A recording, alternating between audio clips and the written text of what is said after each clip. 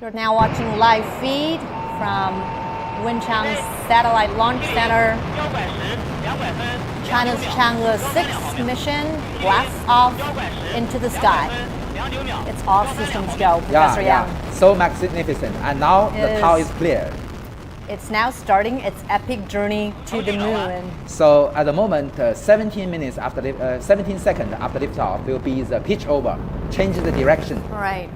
And now you can see this is a video captured by the camera mounted on the launch vehicle. Actually speaking, on the core stage, you can see two of the rocket boosters. Right. Are the cameras infrared? This is a visible light camera. Invisible light camera. Yep. And you can see the flames of the boosters. Yeah. Each have two rocket engines, YF-100 rocket engines with a thrust more than 120 tons. Sure. And the booster will work for nearly 3 minutes. 3 minutes. Yep. And then it will detach from We the can rocket. hear from the ground stations, the voice comes from the reporters of the ground stations. They Right. mentioned that the telemetry received normally and the spacecraft fly normally. Now, as we mentioned, this mission will last for 53 days, much longer than the previous mission, Exactly. the Chang'e 5. It's going to make a soft landing on the far side of the moon, somewhere around the Aitken Basin. And then it's going to bring back lunar samples from the moon. Next step will be the separation of the side boosters. Yeah. We have 4 boosters within And several seconds. As we were discussing, Professor Yang, how long would it take for the probe to actually land on the moon? Well, the powered descent only lasts for several minutes, less than 10 minutes. But they will wait for this moment on the circumlunar orbit for several days. Yeah. So that depends on the design of the whole mission profile. And next, we will be seeing the separation of the boosters soon. Now, even the launch moment was successful. We couldn't say that this entire mission is a success because every step of the way will be pivotal for the entire mission.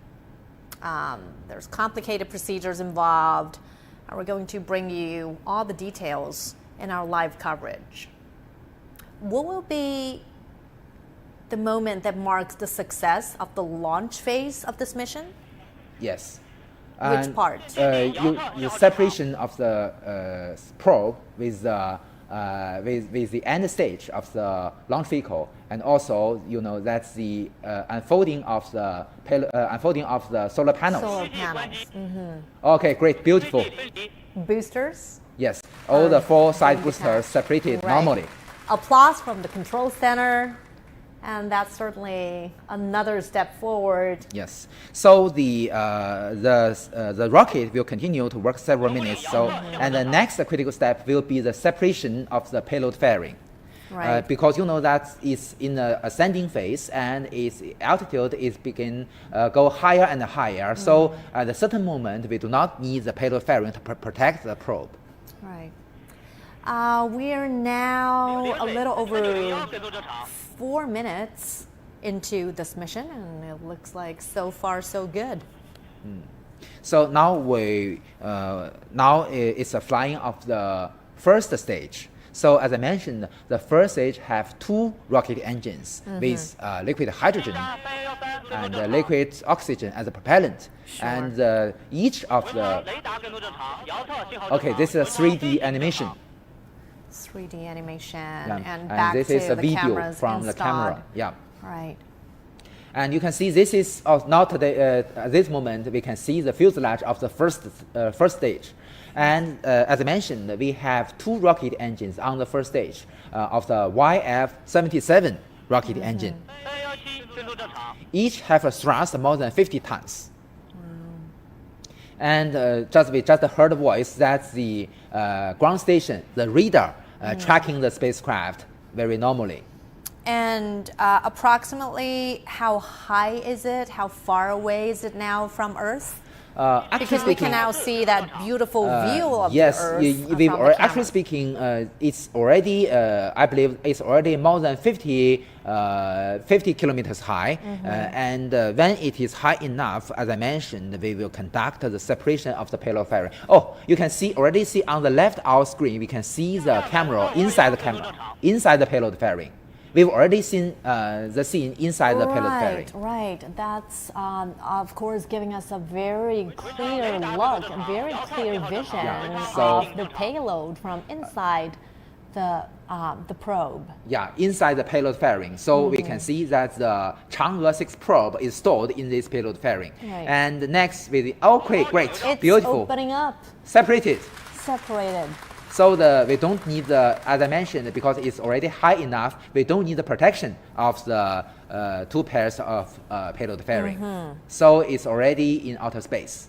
So next phase will be the second stage ignition. First, we should separate the first stage. First stage, right. Yeah. Just about 8 minutes after the liftoff will be the first shutdown of the first stage. Sorry, the separation of the first stage. Separation of the first stage followed by the second stage ignition. Yeah. Right. Wow. So this is the 3D animation, and this is a video from the board on the rocket. Now you can see the beautiful Earth and the curve of the horizon of the Earth.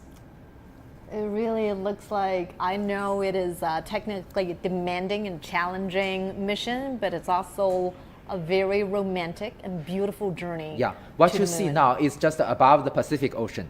Right. This mission is going to last for 53 days, and it consists of 11 phases. Every detail, every single action could have an effect on the entire mission. Every step, as you mentioned, every step is important. Every step is critical.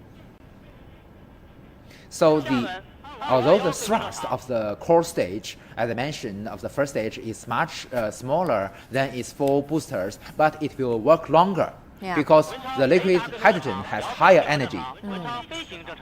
Great, the flight is normal according to the voice reported by the ground stations. Right. So correct me if I'm wrong, Professor.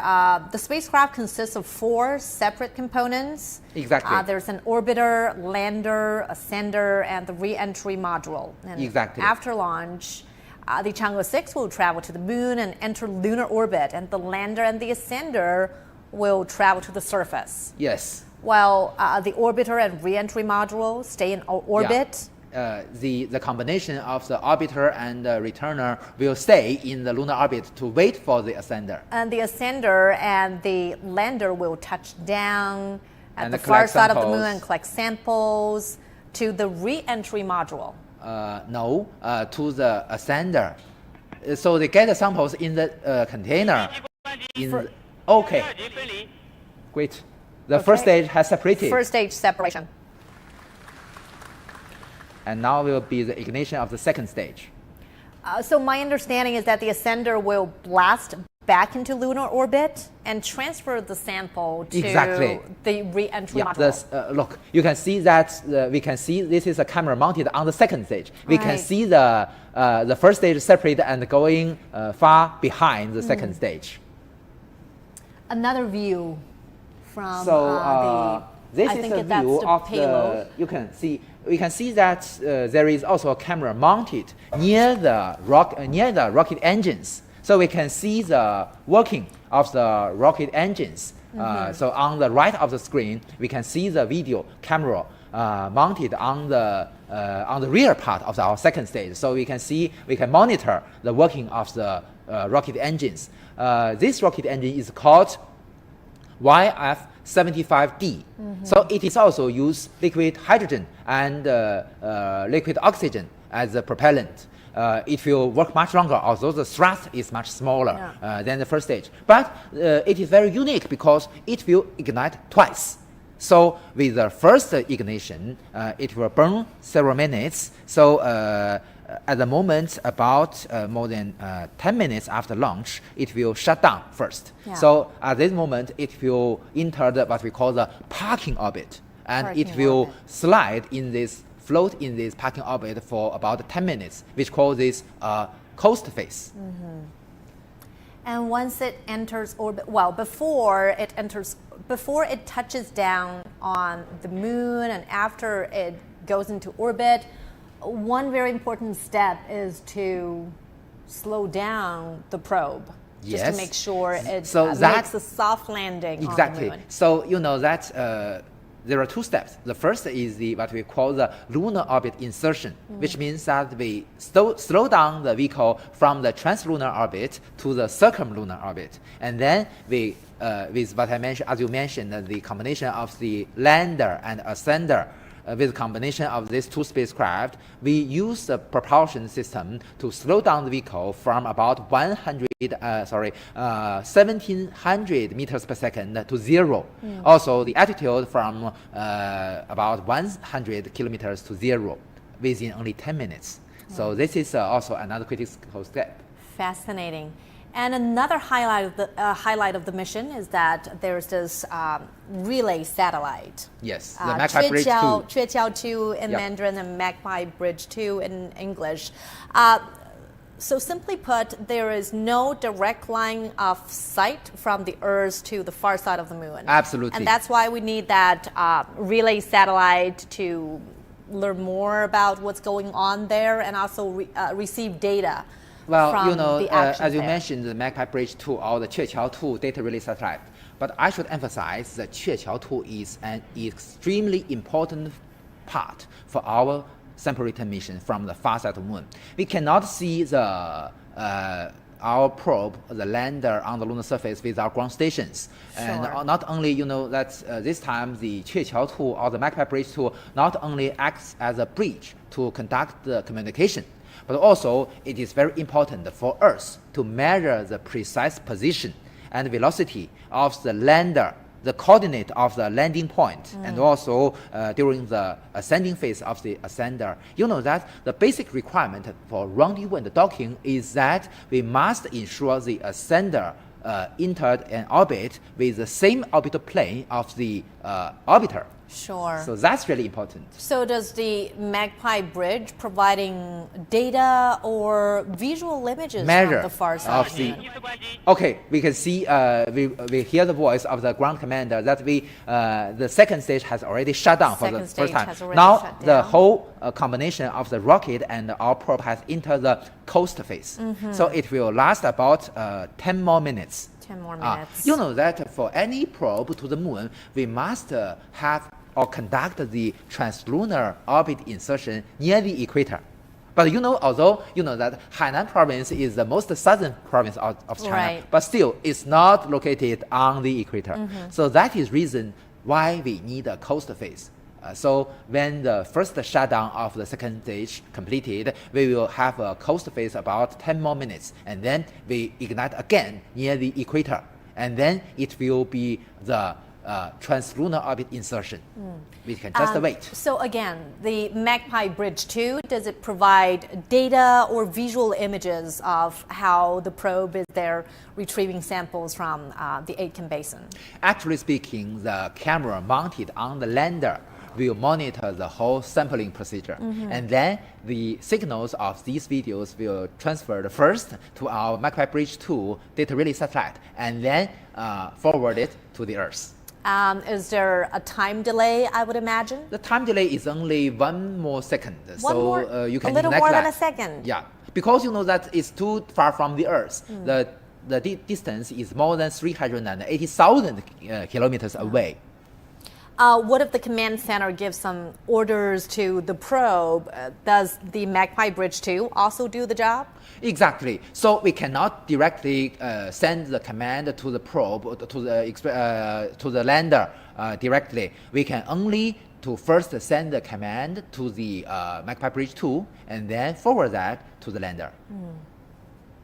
So now we can still, you know, that at this moment we still have the communication with the spacecraft with the help of our Tianlian data relay satellite. So you can see we can still send the video captured by the camera mounted on the second stage. Yeah. So this is a 3D animation, but it is based on the real data we get from the parameters measured by the sensors on board our spacecraft. So it's just fly above the Pacific Ocean. Right. So when it reaches the equator, it will ignite again. Yeah. Before we get to the technical details of this mission, Professor Yang, let's talk about the different types of landing or different types of lunar exploration. Yep. Because there are the flybys, there's the hard landings, and then there's the soft landing. I remember there's one more type. Which part is the most technically challenging? Absolutely, the sample return will be the most challenging one, like this one. You know that, as we discussed before, China has already conducted 3 phases of the lunar exploration program in 3 very simple Chinese words. 绕, 落, 回. Right. 绕 means orbiting in English. And you know that we conducted this by the Chang'e 1 probe and the Chang'e 2. And 落 means landing. Landing conducted by the Chang'e 3 and the Chang'e 4. And 回 means sample return. So we conducted with Chang'e 5. So you see, for each one step, we also need to do the things on the previous step. For instance, if you want to conduct a landing, you must have the orbiting. And for the sample return, you must first have the orbiting and then the landing. Yeah, it's always a follow-up mission of the previous one. So we master the key technologies one by one. So China's lunar exploration mission, what is the final aim of this entire mission? Well, you know that today we are already in the 4th phase of our lunar exploration program. So for this program, we will set up or build a permanent base on the lunar surface called the International Lunar Research Station. So it is an international cooperation with other countries. So today already have many countries involved in this program. And you know that in the 4th phase of our lunar exploration, we only have the Chang'e 7 and the Chang'e 8 probes landed in the South Pole regions of the Moon. So they will form the most essential or the basic configuration of our research station. So we can see that in the commanding or flight control hall of the Wenchang Space Launch Site, we can see the time of the total flight duration. Exactly. So this time, we also can see from this 3D animation, which is driven by the real data, we can see the real attitude and also the position of our combination of the Chang'e 6 probe and the second stage of the Long March 5. Yeah, and of course these scientific data are crucial for ground control command to monitor the status of this spacecraft. So as I mentioned, the spacecraft need to fly from Wenchang Space Launch Center, spacecraft launch site to the equator. So it do need several minutes. Sure. So again, our plan to build a lunar research base. Exactly. Would it be on the far side of the moon? It still depends on which is the final chosen position. But absolutely, it will near the South Pole, whether it will on the near side or on the far side of the moon. But still, you know that we've already talked about the Qiuqiao-2 data relay satellite. It is very interesting that the Qiuqiao-2 chose a quite different orbit comparing with its successor, the Qiuqiao-1.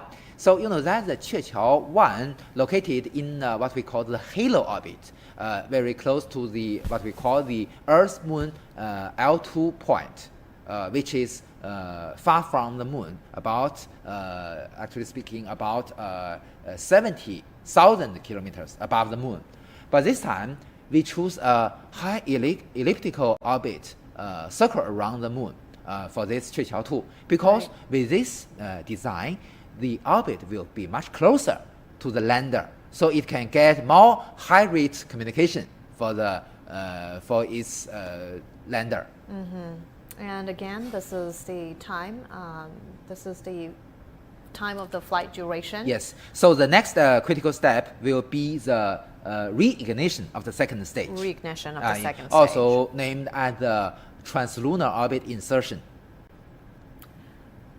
So at this moment, the combination of the spacecraft are in what we call a parking orbit. Parking orbit. So the altitude of this orbit is usually only about 170 kilometers to about 200 kilometers in altitude. So it's not very high from the Earth, but still it is outside the atmosphere. So it is possible we fly in this orbit in a very short period, for instance, this time in about 10 minutes, to fly to the equator. You mentioned just now the long-term goal of China's lunar exploration program is to build the scientific research base on the moon's surface. But it couldn't stop just there, because China has a bigger goal of sending people, astronauts, onto the moon by 2030. Yes, so we both have robotic missions and manned missions to the moon. So each mission are very important and very necessary for us. For the robotic missions, you have more choices because the budget is much lower than the manned missions. For instance, for lunar probe sending return mission, we only use the Long March 5 mission, Long March 5 probe, Long March 5 rocket, which can send about more than 8 tons to payload to the moon. But for manned mission, we at least need the capability more than 40 tons. You can see how the difference is. And you see that, so each one is necessary. For the robotic missions, you can have wider choice of in which point you get the samples and in which point you conduct the research. But for the manned missions, you know that we can brought our experts to the moon. For instance, during the Apollo 17 missions, a scientist, Mr. Harrison Schmitt, were brought to the moon. You know that he's a scientist and he conducted all kinds of very complex operations on the lunar surface. So this is very meaningful and very necessary. But of course, he must have undergone intense training in order to become an astronaut. Yeah. Right. Right. So this race back to the moon is going on in different countries. I don't recognize it as a race. You see that China developed our space technology, conduct our lunar program, not only the robotic program or the manned lunar program, according to our needs to promote our high technology. To have the space technology, to develop these technologies, benefit our daily life, benefit our progress of the society. So we don't have the race of with other countries. Whether the other country will be earlier than us or behind us, we don't care about that. Yeah, China has always maintained its position that the exploration of space is peaceful and the benefits should be shared by all of humanity. Exactly. And you see that for the human being, the moon has other very important meanings. You know that today the energy is a great problem for the human being, for the sustainable development for the human being in the future. But you see there are helium-3, very sufficient helium-3 resources on the lunar surface. Although today it is still too early to talk about collecting the helium-3 at this stage. Earth's benefit, but the resources, the reserves there could power Earth for centuries. Maybe next century, maybe later. So if in the future, theoretically speaking, it is possible for Earth to master the technology of controlled fusion power. If we can get or master the technology of controlled fusion power, it will be the completely green energy resources for the human being. And you know that, as you mentioned, the helium-3 on the lunar surface can be used for thousands of years for human beings. So that is the reason why the lunar exploration is so meaningful today. And that could certainly help address the climate and energy crises that we are facing today on Earth. But I still should emphasize that's still too early to talk about this now. It's a blueprint. It's a long-term goal. It's a vision. Yeah, it's a vision. So about 5 minutes left for the second ignition of the second stage.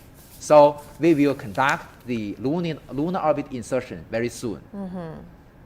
So you may notice at this coaster phase, we also have the control. You can see that although it is not the real video stream, but the 3D animation, as I mentioned, is driven by the real data, by the real parameters. So you can see that the attitude or the direction of the combination of the spacecraft is still very, very stable because we have the attitude control engines on board our second stage of the Long March 5. Sure. We're now about 24 minutes into this mission, the Chang'e 6. This is a milestone mission, as it will mark the first time that a spacecraft will make a landing, hopefully, a soft landing on the far side of the moon and bring samples back.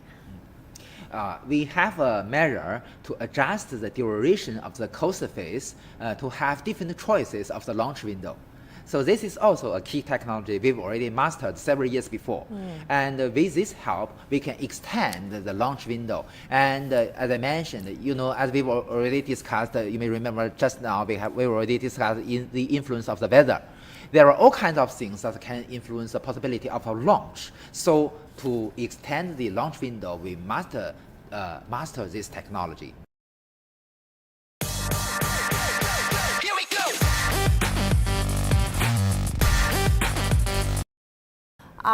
For us to go deeper into the universe. For Yes. example, maybe perhaps one day in the future, the moon could be used as a launch pad. Yes, quite right. For our journey to Mars. Yes, and according to the analysis of many experts, it will be cheaper. That although I don't agree that we human being today we should colonizing Mars.